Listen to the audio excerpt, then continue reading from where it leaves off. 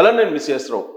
Pablo Escobar ఇతను అంతర్జాతీయ drugs smuggler, కొలంబియాకి సంబంధించినటువంటి అతను. అలాంటి వాళ్ళు ఇప్పుడు పాబ్లో గోల్డ్ని స్మగ్లింగ్ చేస్తున్నారు. డ్రగ్స్ తరహాలో ఇప్పుడు గోల్డ్ని స్మగ్లింగ్ చేయడం చాలా ఈజీ అయిపోయింది. అలాంటి పాబ్లో ఎస్కోబార్ లాంటి వాళ్ళు చాలామంది ఎక్కువైపోయారు. దీనికి కారణం ఏంటంటే జస్ట్ కస్టమ్స్ అధికారులు, డిఆర్ఐ అధికారులు ఒక్కళ్ళ పరిచయం ఉన్నా సరే ఈజీగా స్మగ్లింగ్ చేసేయచ్చు. దీన్ని ఆసరాగా చేసుకొని స్మగ్లర్లు ఇప్పుడు బంగారాన్ని ఇతర దేశాల నుంచి, ప్రత్యేకించి అరబ్ కంట్రీస్ నుంచి దిగుమతి చేసుకుంటున్నారు. ఎందుకు దీని మీద అంత ఇంట్రెస్ట్ వీళ్ళకి? దిగుమతి ఇంతకన్నా సంపాదన వేరే మార్గాల్లో సంపాదించుకోవచ్చు కదా అనుకోవచ్చు. 1 కేజీ బంగారాన్ని కనుక మీరు దిగుమతి చేసుకోగలిగితే, తీసుకురాగలిగితే అనఫిషియల్గా 25 లక్షల రూపాయలు మిగులుతుందని చెప్పి అంచనా వేస్తున్నారు. దీంట్లో 50,000 రూపాయలు కస్టమ్స్ అధికారికి ఇస్తే సరిపోతుంది. జస్ట్ కమిషన్స్ ఫిక్స్ అయిపోయి ఉంటాయి. జస్ట్ పరిచయాలు ఉంటే చాలు, కమిషన్స్ ఫిక్స్ అయిపోయి ఉంటే 50,000 రూపాయలు తీసుకొని కస్టమ్స్ అధికారులు తనిఖీ లేకుండా మిమ్మల్ని పంపించేస్తారు. ఆ కారణంగానే బంగారం భారీగా స్మగ్లింగ్ జరుగుతుంది ఇండియాకి అనేటువంటిది వరల్డ్ గోల్డ్ కౌన్సిల్ తేల్చింది. వరల్డ్ గోల్డ్ కౌన్సిల్ చెప్పిన దాని ప్రకారం ఏడాదికి 300 టన్నుల బంగారం స్మగ్లింగ్ జరుగుతుంది ఇండియాకి.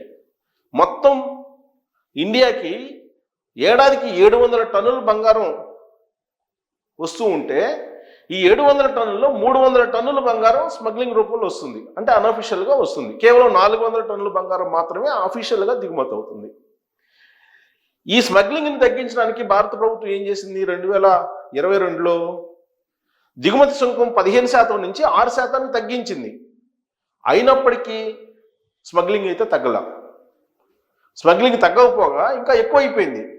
ఇవాళ యాజ్ ఆఫ్ నౌ నేను ఈ వీడియో చేసే సమయానికి గుజరాత్ ఎయిర్పోర్ట్లో 107 కిలోలు బంగారాన్ని స్మగ్లింగ్ చేస్తూ పట్టుబడ్డారు. 107 కిలోలు బంగారం అంటే దాదాపు కొన్ని కోట్ల రూపాయలు ఉంటుంది. అది కొన్ని కోట్ల రూపాయలు. సో 107 కిలోల బంగారం గుజరాత్ ఎయిర్పోర్ట్లో జరిగింది.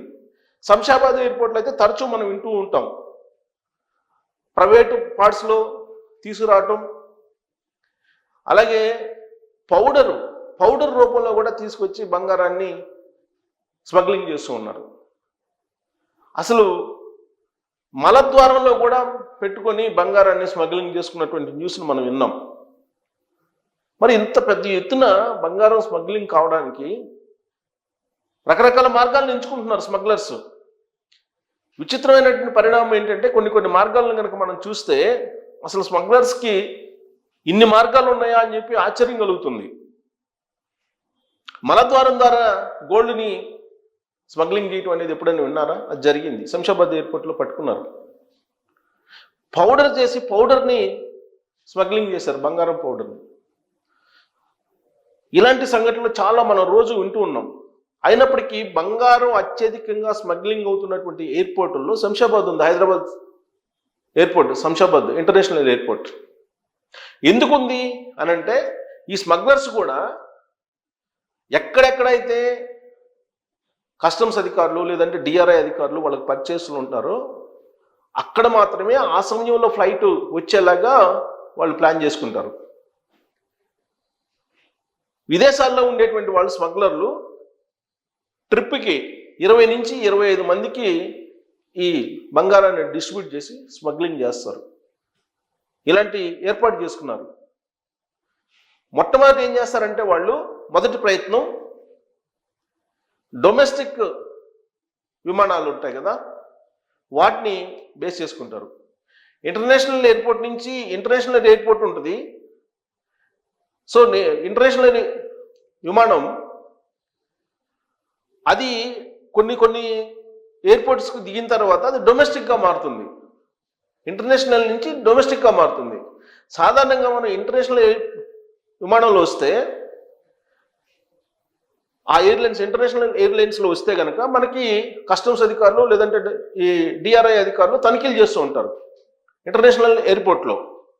అదే డొమెస్టిక్ ఎయిర్పోర్ట్లో అయితే మీకు కస్టమ్స్ అధికారులు కానీ లేదా డిఆర్ఐ అధికారులు కానీ తనిఖీలు ఉండవు. కరెక్ట్గా ఈ వ్యూహంలోనే స్మగ్లర్లు విజయం సాధిస్తున్నారు. కొన్ని ఇంటర్నేషనల్ ఎయిర్పోర్ట్లో ఉండేటువంటి దిగేటువంటి విమానాలు అక్కడి నుంచి డొమెస్టిక్గా మారిపోతాయి. డొమెస్టిక్గా మారిపోయి అవి డొమెస్టిక్ ఎయిర్పోర్ట్లో దిగుతాయి, ల్యాండ్ అవుతాయి. అక్కడి నుంచి తనిఖీలు లేకుండా బయటకు వచ్చేయచ్చు హ్యాపీగా. అంటే సపోజ్ నేను అమెరికా లేదంటే దుబాయ్ కంట్రీస్, దుబాయ్లో ఒక ఇంటర్నేషనల్ ఏరోప్లేన్ బయలుదేరింది. దుబాయ్ నుంచి ఢిల్లీలో దిగుతుంది. ఢిల్లీలో దిగంగానే ఇంటర్నేషనల్ ఎయిర్పోర్ట్లో దిగుతుంది ఢిల్లీలో.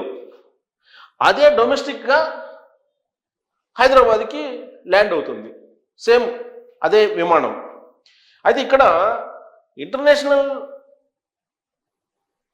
విమానంలో అక్కడ బయలుదేరేటప్పుడు దుబాయ్లో ఇక్కడ డొమెస్టిక్కి సంబంధించినటువంటి ప్రయాణికులను కూడా వాళ్ళే బుక్ చేస్తారు. సీట్ నెంబర్స్ గుర్తుపెట్టుకొని ముందే అక్కడ బయలుదేరేటప్పుడు సీట్లకు సంబంధించిన మధ్యలో, సీట్ల వెనక ఎక్కడెక్కడైతే రహస్య ప్రాంతాలు దాచుకోవడానికి అవకాశం ఉందో అక్కడ దాచేస్తారు. దాచేసి అక్కడ వాళ్ళు బయలుదేరేటువంటి సీట్ ఏదైతే ఉందో దుబాయ్లో, ఢిల్లీలో వాళ్ళు దిగిపోతారు. దిగిపోయిన తర్వాత ఇక్కడ డొమెస్టిక్ ప్రయాణికుడు ఒక ఎక్కుతాడు ఢిల్లీ నుంచి హైదరాబాద్కి. ఈ డొమెస్టిక్ ప్రయాణికుడు అతనికి కనెక్ట్ అయి ఉంటాడు, అంటే సేమ్ సీట్ బుక్ చేసుకుంటాడు. ఇతను పోయి ఆ సీట్లో కూర్చుంటాడు. ఇక్కడికి వచ్చిన ఢిల్లీ నుంచి హైదరాబాద్ శంషాబాద్ ఎయిర్పోర్ట్లో దిగుతాడు డొమెస్టిక్ దాంట్లో దిగి ఆ బంగారాన్ని తీసుకొని హ్యాపీగా వచ్చేస్తాడు వితౌట్ తనిఖీలే ఉండవు. సో దీంతో ఆపరేషన్ కంప్లీట్ అవుతుంది. ఇలా కొంత స్మగ్లింగ్ చేస్తూ ఉన్నారు. ఇక రకరకాలుగా మహిళలు అయితే వాళ్ళ ప్రైవేటు భాగాల్లో, లేదంటే వాళ్ళకు ఉండేటువంటి హ్యాండ్ బ్యాగ్స్లో, లేదంటే వాళ్ళకు ఉండేటువంటి కొన్ని పరికరాల్లో, జాకెట్స్లో, ఇలా రకరకాల రూపంలో ఎక్కువగా లేడీస్ ద్వారానే ఈ స్మగ్లింగ్ని చేయిస్తున్నారు అనేది ఇప్పుడు వరల్డ్ గోల్డ్ కౌన్సిల్ గుర్తిస్తుంది. వరల్డ్ గోల్డ్ కౌన్సిల్ లెక్క ప్రకారం స్మగ్లింగ్ ఎక్కువగా జరుగుతుంది ఇండియాకి. ఎందుకంటే ఇండియాలో ఎక్కువగా గోల్డ్ కొంటూ ఉంటారు. ఇప్పుడున్నటువంటి తాజా రేట్ల ప్రకారం చూస్తే కనుక 10 గ్రాముల బంగారం 90,000 దాటిపోయింది. ఇది 24 క్యారెట్ల బంగారం. 22 క్యారెట్ల బంగారం అయితే కొంచెం తక్కువ ఉంటుంది. సో ఈ లెక్కన కొన్ని కోట్ల రూపాయలని ఈజీగా సంపాదించడానికి స్మగ్లింగ్నే ఒక మార్గంగా ఎంచుకున్నారు. దీనికి లోకల్గా ఉండేటువంటి పొలిటికల్ వింగు, పొలిటికల్గా రిలేటెడ్ ఉండేటువంటి వాళ్ళు కొంతమంది, వీళ్ళందరూ కూడా సపోర్ట్ ఉన్నారు అనేది తెలుస్తుంది. దీనికి కారణం ఏంటంటే ఇప్పుడు రణ్యారావు కేసుని తీసుకుంటే దాని వెనక పొలిటికల్ సంబంధించినటువంటి మద్దతు ఉందని చెప్పి తెలుస్తుంది. స్మగ్లర్లు కానీ లేదంటే డ్రగ్స్కి కానీ వీటన్నిటికీ కూడా పొలిటికల్ మద్దతు లేకుండా ఏది జరిగే అవకాశం లేదా పోలీసు మద్దతు అన్న ఉండాలి. ఈ రెండు లేకపోతే స్మగ్లింగ్ జరగదు. అందుకే గోల్డ్ కౌన్సిల్ ఏం చెప్తుందంటే కస్టమ్స్ అధికారులు కమిషన్ తీసుకొని స్మగ్లర్స్ని వదిలేస్తున్నారు, 1. 2 డిఆర్ఐ అధికారులు కూడా కమిషన్ తీసుకుని వదిలేస్తున్నారు. 3 ఏంటంటే ఇదంతా కూడా పోలీసుకు సంబంధించినటువంటి వ్యవహారం. గ్రీన్ ఛానల్లో ఎవరైతే వస్తున్నారో ఆ గ్రీన్ ఛానల్లో వచ్చేటువంటి వాళ్ళే ఎక్కువగా స్మగ్లింగ్ పాల్పడుతున్నారు అని చెప్పి, ఈ గ్రీన్ ఛానల్ ద్వారా ప్రయాణించేటువంటి వాళ్ళకు ఉండేటువంటి వెసులుబాటు ఏంటంటే తనిఖీలు ఉండవు పెద్దగా. ఆ గ్రీన్ ఛానల్ ద్వారా ఎవరు వస్తారు? సెలబ్రిటీసే వస్తారు ఎక్కువగా. ఈ సెలబ్రిటీస్ని ఉపయోగించుకొని స్మగ్లర్లు పెద్ద ఎత్తున గోల్డ్ని స్మగ్లింగ్ చేస్తున్నారు అనేటువంటిది వరల్డ్ గోల్డ్ కౌన్సిల్ చెప్తోంది. ఇది నేను చెప్పడం కాదు, వరల్డ్ గోల్డ్ కౌన్సిలే చెప్తోంది. సో బంగారాన్ని స్మగ్లింగ్ చేసే వాళ్ళు ఎవరంటే ఎక్కువగా గ్రీన్ ఛానల్లో వచ్చేటువంటి సెలబ్రిటీసే. మరి వాళ్ళని టచ్ చేసే ధైర్యం ఎవరికి ఉంటుంది? కస్టమ్స్ అధికారులకు ఉండాలి, లేదా డిఆర్ఐ అధికారులకు ఉండాలి. వాళ్ళు కమిషన్ తీసుకుని వాళ్ళ పాటికి వాళ్ళు కమిషన్ తీసుకొని వెళ్ళిపోతున్నారు. కారణం ఏంటంటే వాళ్ళు ఎందుకు కమిషన్ తీసుకుంటారంటే జనరల్గా ఈ సెంట్రల్ ఎక్సైజ్కి సంబంధించి కస్టమ్స్ అధికారులుగా 2 సంవత్సరాలు మాత్రమే వాళ్ళకి డ్యూటీ చేస్తారు.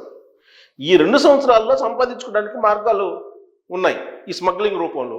అందుకని వాళ్ళు కమిషన్ తీసుకుంటారు. కమిషన్ నిర్ధారించేశారు 25%, 50,000 అనేది. జనరల్గా మనకి గవర్నమెంట్ డిపార్ట్మెంట్స్లో కాంట్రాక్టర్లు 10 నుంచి 15% ఇచ్చేస్తుంటారు. అది కరప్షన్ కింద రాదు. అది దాన్ని జస్ట్ గిఫ్ట్ కింద ఇచ్చేస్తుంటారు అనమాట. అది చట్టబద్ధం అయింది అనాధికారికంగా కమిషన్ ఇవ్వడం అనేది కాంట్రాక్టర్లు అధికారులకు ఇవ్వడం అనేది. అలాగే గోల్డ్ కూడా కస్టమ్స్ అధికారులు వాళ్ళు 50,000 రూపాయలు కేజీకి తీసేసుకుంటారు. 50,000 రూపాయలు తీసేసుకుని ఇచ్చేస్తుంటారు అనేది ఇప్పుడు వరల్డ్ గోల్డ్ కౌన్సిల్ చెప్తోంది.